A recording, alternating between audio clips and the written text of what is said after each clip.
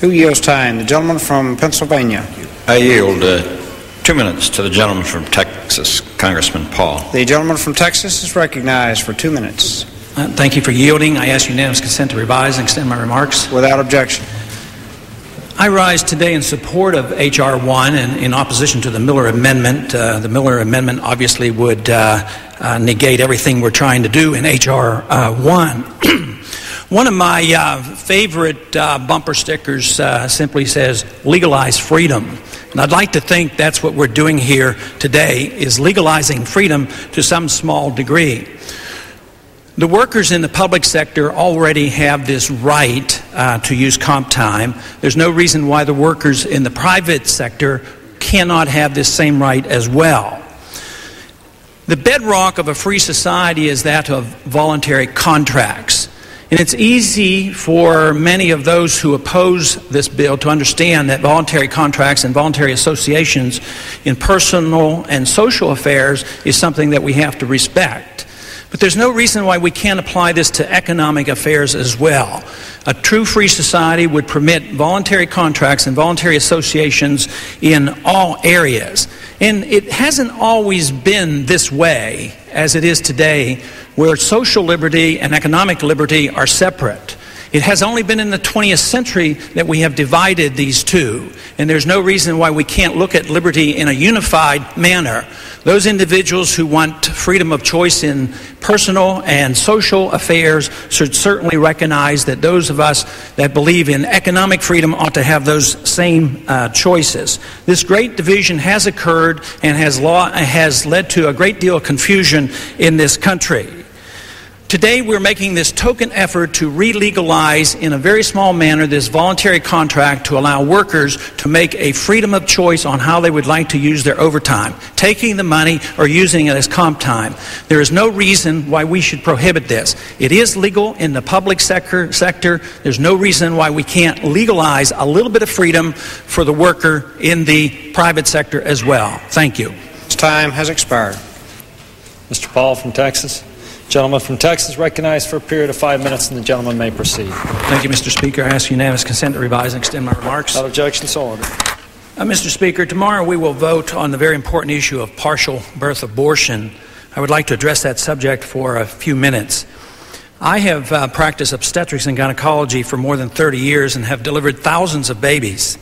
I have never needed to, nor have I known of any circumstance where the partial birth abortion procedure was necessary for the health of the mother. Quite to the contrary, it is my most sincere conviction that the procedure itself is quite dangerous to the mother. When it was first said by the Right to Life advocates that this procedure was being done frequently, I was reluctant to believe this possible, considering its danger and its grotesque nature. It was only after the admission by the proponents of abortion that indeed it was done frequently and on healthy babies that I was willing to consider that we had slipped to the point where this operation is promoted as an acceptable medical procedure. The notion that this procedure should be available for the protection of the health of the mother is disingenuous, to say the least. As a physician who encountered intrauterine fetal death in the second and third trimester, I have never entertained the thought of performing this procedure because of the risk to the mother. Using the mother's health as an excuse for abortion reminds me of what I witnessed in the 1960s as an obstetrical resident. Physicians defying the law were using a legal loophole, saying that if an individual threatened suicide, it was a justification for abortion. It was a matter of course to make a phone call and get a commitment from a sympathetic psychiatrist to say yes, he would sign the papers, and that's all it took. It's one thing to defend abortion because one sincerely believes it should be legal, but it's another thing to distort the truth, fudge the statistics, and pretend that it's done for the health of the pregnant woman. This should be exposed for the falsehood that it is. I'm convinced that abortion is the most important issue of the 20th century. Whether a civilized society treats human life with dignity or contempt will determine the outcome of that civilization. Supporters for legalization of abortion in the 1960s never dreamed it would come to the debate that we face today over this grotesque procedure, the partial birth abortion. In determining whether or not this country endorses this procedure, we make a moral statement of the utmost importance regarding the value of human life. The legislative approach to abortion is of lesser consequence than the issue itself. Abortion regulation, like all acts of violence, traditionally and under the Constitution, were dealt with locally until 1973, when the courts choose to legalize nationally the procedure. Removing the issue from the jurisdiction of the federal courts so states could deal with all the problems surrounding abortion would be more in line with the traditional constitutional approach to government. Obviously, all funding for any government ought to be prohibited in a society that pretends to protect human life and defend individual liberty. It is now a worn-out cliche that abortion is defended in the name of women's rights and freedom of choice. But claiming to protect the freedom of one individual can never be an excuse to take the life of another. Life and liberty are never in conflict. Life and convenience may well be. The inconvenience and responsibility of caring for a hungry, crying baby at 3 a.m. never justifies baby killing, nor is an inconvenient baby in the womb a justification for its elimination. For those who cry out for choice, let me point out that someone must speak out for the small, the weak, and the disenfranchised so their choice for life is heard. No one in this body can challenge me on my defense of personal choice in all social, personal, and economic matters. But I do not accept the notion that choice means the right to take the life of a human being. That's a mockery of the English language and truth. Those so bold who today would argue that choice means not only the killing of the unborn, but the partially born as well, I say to you, where are you when it comes to real choice in economic transactions, hiring practices, gun ownership, use of private property, confiscatory taxing policy, taking personal risk, picking schools for our children, medications and medical procedures not yet approved by the FDA? Let me hear no more about choice as the excuse to kill. Please, with due respect, pick another less offensive word. This great debate over life has lasted now for over 30 years, and it took the partial birth abortion procedure to crystallize vividly exactly what this debate is all about. The deliberate killing of a half-born infant with heart beating, arms and legs flailing, and a chest struggling for a first breath by aspirating the infant's brain is to many of us an uncivilized, abhorrent, and unacceptable procedure. Yet we as a nation, now without a moral bearing, appear frozen as to what to do.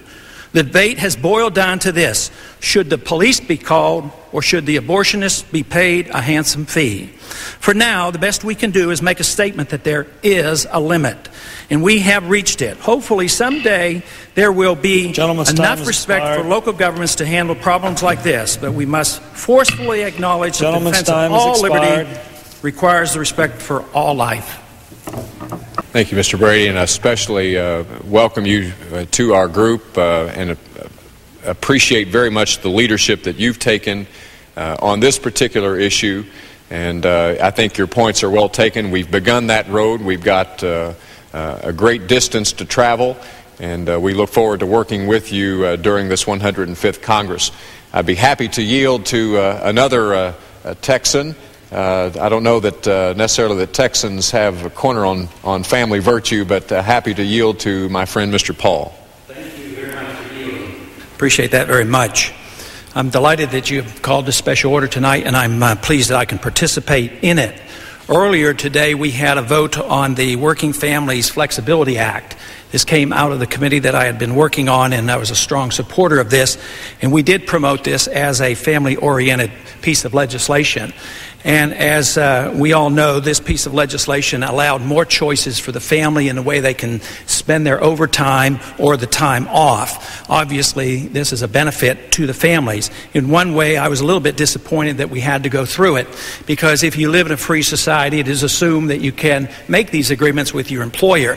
But under the circumstances, it was not available to many of our families unless we passed this piece of legislation. So I was delighted that we were able to do that. During that debate, I mentioned that one of my favorite bumper stickers says simply, legalize freedom. And anytime we do that in this Congress, I am very pleased.